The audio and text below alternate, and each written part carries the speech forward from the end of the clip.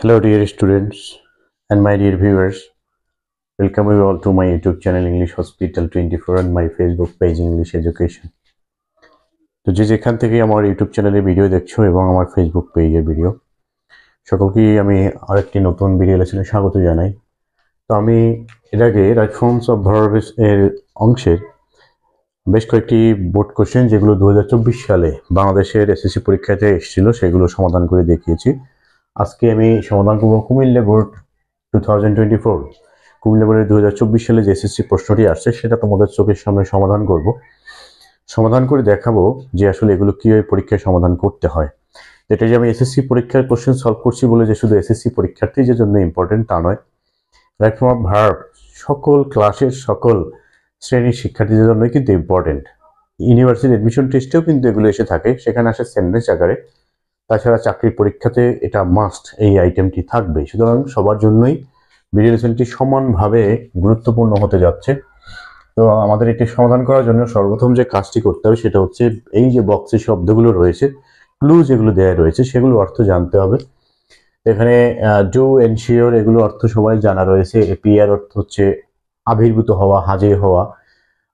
তারপরে ওয়েস্ট অপচয় করা, সেভ অর্থ এক্সিকিউট, এক্সিকিউট অর্থ হলো সম্পাদন করা, সমাপ্ত করা। আবার এক্সিকিউট বলতে শেষ করা বোঝায়, বা একেবারে মেরে ফেলাটাকেও অনেক সময় এক্সিকিউট বলা হয়, বা জবাই করে ফেলাটাকেও। এখানে হবে সমাপ্ত করা। ডিভাইড অর্থ হচ্ছে ভাগ করা। রিমেইন অর্থ থাকা, এন্ড অর্থ শেষ হওয়া। এখানে আমরা দেখতে পাচ্ছি যেটা প্যাসেজটি, আমরা উপরে শব্দগুলো অর্থ দেখলাম, এখন প্যাসেজটি পড়ে বুঝতে হবে যে কোন সময়ের কথা বলেছে এবং কোন সময়ের কাজকে বুঝিয়েছে। এটা আমরা দেখতে পাচ্ছি proper time management makes it possible to complete any work timely. সঠিক সময় ব্যবস্থাপনা কোনো কাজকে ঠিক সময়ে, যথাসময়ে সম্পাদন করতে বা শেষ করতে সাহায্য করে বা সম্ভব করে। তাহলে আমরা দেখতে পাচ্ছি যেটা হচ্ছে বর্তমান সময়ের কথা। সময় ব্যবস্থাপনা কাজকে সঠিক সময়ে সম্পাদন করতে সক্ষম করে বা সম্ভব করে, এটা বলা যেতে পারে ইউনিভার্সাল ট্রুথ, সঠিক কথা। সুতরাং এটা ইন জেনারেল সময়ের কথাই হবে। দ্যাট মিনস সাধারণত যে কথাগুলো হয়ে থাকে বা সাধারণ যে কাজ হয় সেটাকে আমরা সাধারণত প্রেজেন্ট টেন্সের মধ্যেই নিয়ে থাকি, সেই ধরনের কথাই বলেছে। পরের সেন্টেন্সটি হচ্ছে if a man dash his works into a smaller portion.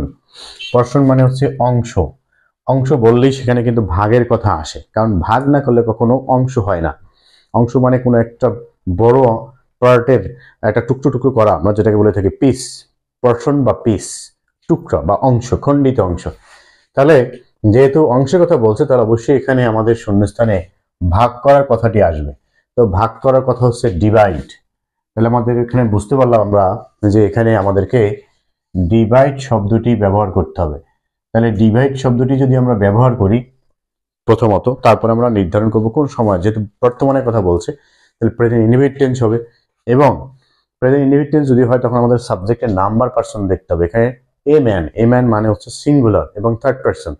তাহলে থার্ড পার্সন সিঙ্গুলার যদি হয় তখন এটা যদি অ্যাক্টিভ ভয়েস হয় তাহলে অবশ্যই এখানে ভার্বের সাথে এস যোগ করতে হবে। যে ভাগ করবে তার নামটাই দেওয়া রয়েছে ভার্বের আগে, যেহেতু ভার্বের আগে সাবজেক্টের নাম দেওয়া রয়েছে সুতরাং এটা অ্যাক্টিভ ভয়েস হবে। তো অ্যাক্টিভ ভয়েস যদি হয় প্রেজেন্ট ইনডিফিনিট টেন্সের সময় সাবজেক্ট যদি থার্ড পার্সন সিঙ্গুলার থাকে তাহলে ভার্বের সাথে এস যোগ করতে হবে। এখানে হচ্ছে divides. If a man divides his works into a smaller portion, ছোট ছোট অংশ যদি ভাগ করে নেয়, অ্যান্ড ড্যাশ দেম অ্যাকর্ডিংলি, এবং সেই অনুযায়ী যদি এগুলো সম্পাদন করে। সম্পাদন করার ইংলিশ হচ্ছে পারফর্ম অথবা ডু অথবা এক্সিকিউট। আমরা এখানে যে কোনোটাই ব্যবহার করতে পারি, যে ডু দিলেও হবে, তারপরে আমরা এখানে এক্সিকিউট দিলেও হবে। তাহলে আমরা যে কোনো একটা ব্যবহার করি।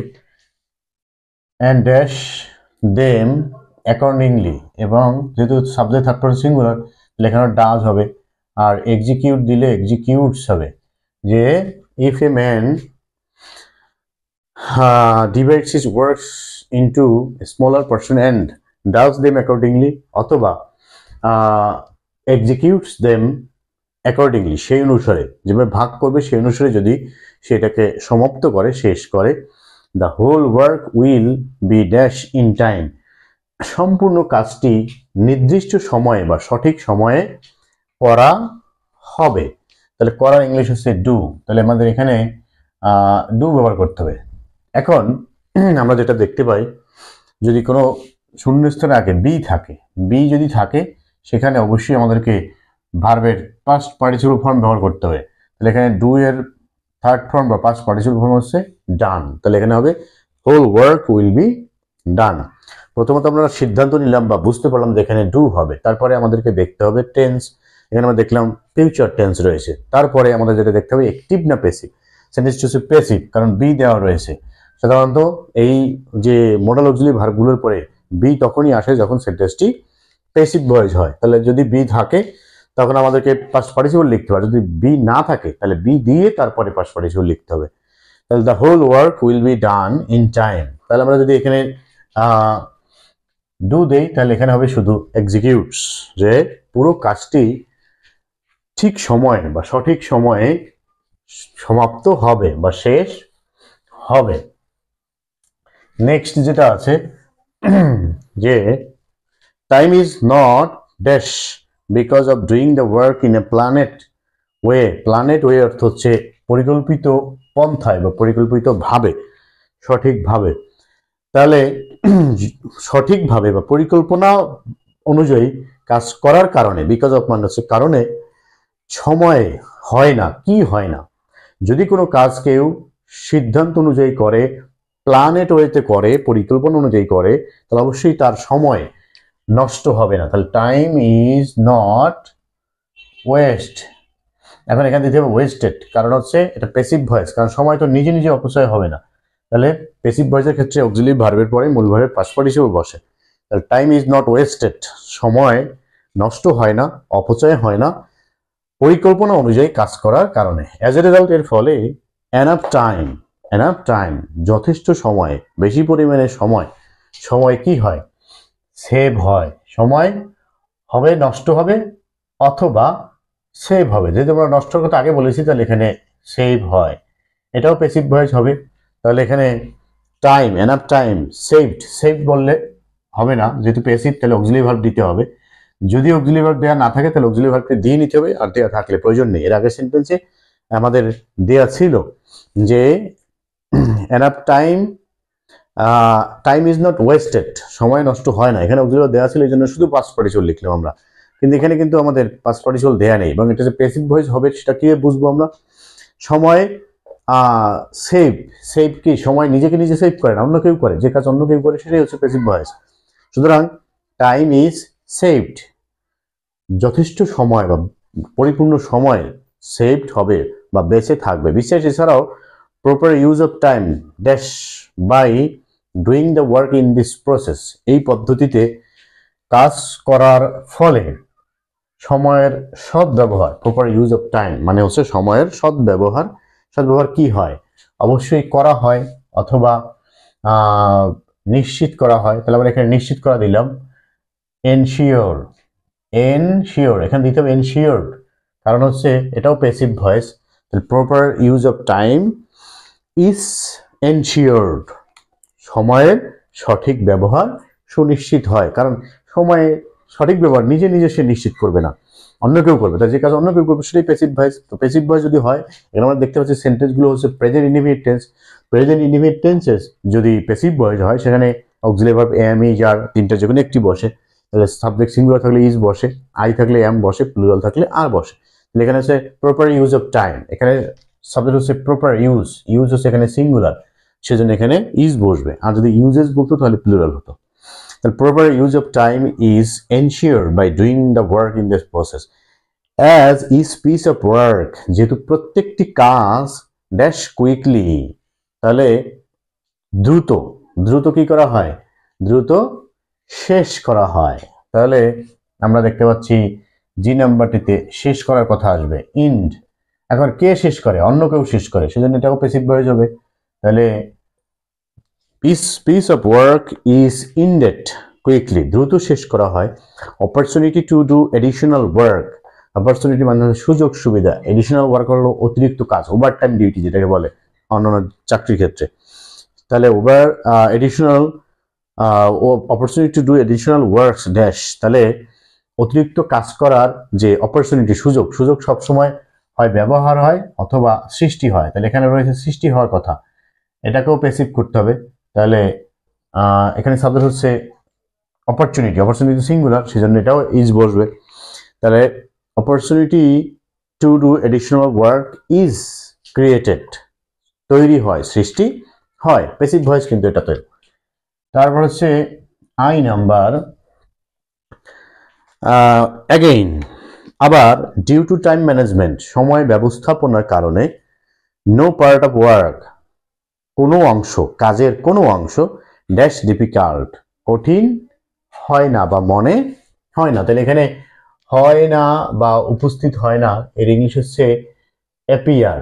তাহলে appear, no part of work appears, কারণ এখানে appears, no part of work, part হলো এখানে সিঙ্গুলার। তাহলে সিঙ্গুলার যদি হয় এবং সাবজেক্ট থার্ড পারসন সিঙ্গুলার হলে বারবার সাথে এসবে যোগ করতে হয়। তাহলে এখানে no part of work appears difficult, কঠিন মনে হয় না।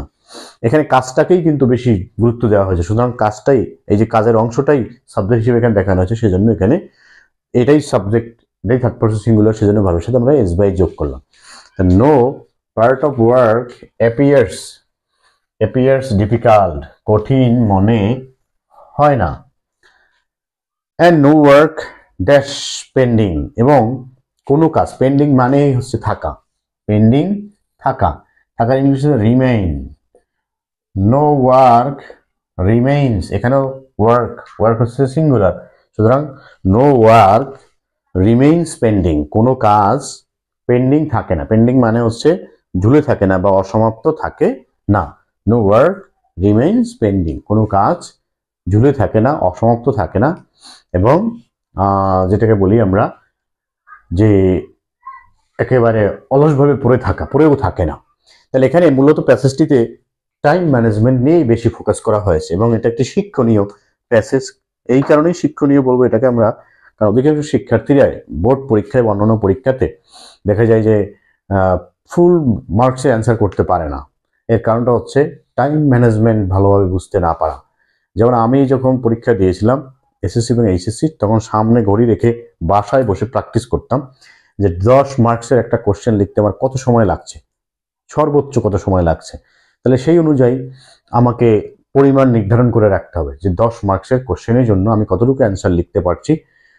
সেই সময় দেখা গেল যদি তোমার 10টা প্রশ্ন লিখতে হয় এবং সময় যদি থাকে 180 মিনিট, তাহলে তুমি 10টা প্রশ্নকে 180 মিনিট 10 দিয়ে ভাগ দিবে 180 মিনিটকে, তাহলে বোঝা যাবে এক একটা প্রশ্নের জন্য তুমি কত মিনিট পাচ্ছ। সেখান থেকে অবশ্যই 5 থেকে 10 মিনিট তোমাকে কমিয়ে রাখতে হবে, কারণ কোশ্চেন দিতে 2-1 মিনিট দেরি হয়। তারপরে যখন তুমি এক্সট্রা পেজ নিবে সেই সময় কিছু সময় নষ্ট হবে, আবার যখন শেষ সময় খাতায় স্টাপলার করতে আসবে বা সেলাই করতে আসবে তখন কিছু সময় নষ্ট হবে। এই সময়গুলো বাদ দিয়ে যেন 5 থেকে 10 মিনিট তোমার রিভিশনের জন্য কিছু সময় রাখতে হবে। 10 মিনিট বাদ দিয়ে তুমি ভাগ দিয়ে সময় নির্ধারণ করে নেবে যে কতটুকু সময় তুমি পাচ্ছ।